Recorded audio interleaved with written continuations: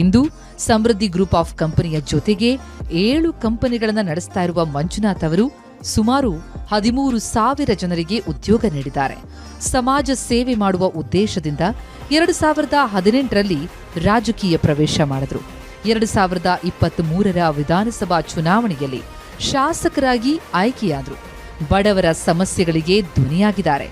ಅಭಿವೃದ್ಧಿ ಮಂತ್ರ ಜಪಿಸುತ್ತಿರುವ ಉದ್ಯಮಿ ಸಮೃದ್ಧಿ ವಿ ಮಂಜುನಾಥ್ ಅವರ ಈ ಸಮಾಜ ಸೇವೆಯನ್ನ ಗುರುತಿಸಿ ಅನೇಕ ಪ್ರಶಸ್ತಿಗಳು ಒಲಿದು ಬಂದಿವೆ.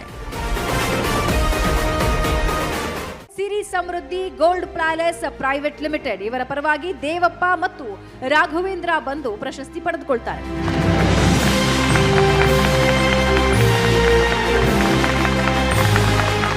ಇವತ್ತು ಸಮೃದ್ಧಿ ಗ್ರೂಪ್ ಆಫ್ ಕಂಪನಿ ದೊಡ್ಡ ಮಟ್ಟದ ಸಕ್ಸಸ್ ಸಾಧನೆಯಲ್ಲಿ ಹೊರಟಿದೆ.